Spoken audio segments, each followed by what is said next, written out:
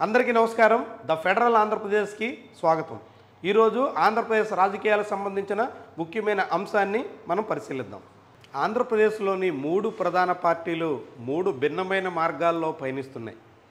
సంస్థాగతంగా పరిస్థితిని చక్కదిద్దుకునేందుకు తెలుగుదేశం, జనసేన పార్టీలు ప్రయత్నాలు ముమ్మరం చేస్తున్నాయి. కానీ ఇంకా వైఎస్ఆర్సీపీ అలాంటి ప్రయత్నాలు చేస్తున్న దాఖలాలే లేవు. బహుశా 2024 అసెంబ్లీ ఎన్నికల ఘోర పరాభవం నుంచి ఆ పార్టీ పూర్తిగా కోలుకోలేదా అన్న చర్చ కూడా సాగుతోంది. అయితే తెలుగుదేశం పార్టీ ఇప్పటికే రాష్ట్ర వ్యాప్తంగా సభ్యత్వ కార్యక్రమాలని పూర్తి చేసింది. ఏకంగా 1,02,00,000 మందికి పైగా తెలుగుదేశం పార్టీ సభ్యత్వం తీసుకున్నారు అంటూ ఆ పార్టీ అధికారికంగా ప్రకటించింది. ఇది ఒక రికార్డుగా చెబుతుంది. గతంలో ఎన్నడూ లేనంత స్థాయిలో ఈసారి తెలుగుదేశం పార్టీకి ఆదరణ పెరుగుతోందంటూ ఆ పార్టీ తన సభ్యత్వ లెక్కల్ని ఆధారంగా చూపుతోంది. ఆ తర్వాత కమిటీల నియామక ప్రక్రియ మొదలుపెట్టేసింది. త్వరలోనే పార్టీ మహానాడుకి సన్నద్ధమవుతుంది. ఇటీవల జరిగినటువంటి పోలిట్ బ్యూరో సమావేశంలో కడప కేంద్రంగా తెలుగుదేశం పార్టీ మహానాడు నిర్వహించాలని నిర్ణయించింది. పార్టీ అధికారంలోకి వచ్చిన తర్వాత మొదటిసారిగా జరుగుతున్నటువంటి మహానాడుకు కడపని వేదికగా చేసుకోవడం ఆసక్తికరంగా కనిపిస్తుంది. రాయలసీమలోనూ అందులోనూ వైఎస్ జగన్మోహన్ రెడ్డి సొంత జిల్లాలో మహానాడు నిర్వహించడం అన్నది కీలకమైనటువంటి వ్యవహారం. వాస్తవానికి మొన్నటి 2024 అసెంబ్లీ ఎన్నికల్లోనే కడపలో తెలుగుదేశం పార్టీ జెండా రెపరెపలాడింది.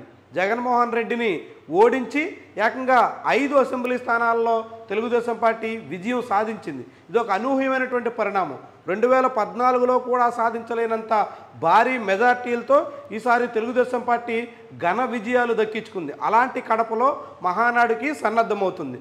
సరిగ్గా ఇదే సమయంలో జనసేన కూడా పార్టీని సంస్థాగతంగా బలపరుచుకోవాలనేటువంటి లక్ష్యంతో సాగుతోంది.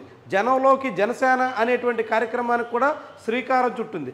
అందుకు పొంగనూరును వేదికగా చేసుకుంది. పెద్దిరెడ్డి రామచంద్రారెడ్డి లాంటి సీనియర్ నాయకుడు ప్రాతినిధ్యం వహిస్తున్న అసెంబ్లీ నియోజకవర్గం నుంచి జనంలోకి జనసేన అనేటువంటి కార్యక్రమానికి మొదలు పెట్టడం అన్నది ఆసక్తికరమైనటువంటి అంశం.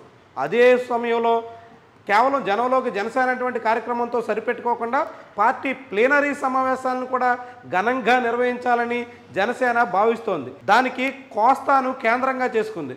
కోస్తా జిల్లాలోనూ అందులోనూ కాకినాడ జిల్లాలో ఉన్న పిఠాపురం కేంద్రంగా ప్లీనరీ సమావేశాలకు సన్నద్ధమవుతోంది. ప్రస్తుతం జనసేన పార్టీ చీఫ్ ఉప ముఖ్యమంత్రిగా ఉన్న పవన్ కళ్యాణ్ ప్రాతినిధ్యం వహిస్తున్న పిఠాపురంలో ప్లీనరీ సమావేశాలు జరుగుతుండడంతో మార్చి నెలలో జనసేన సందడి చేయబోతోంది.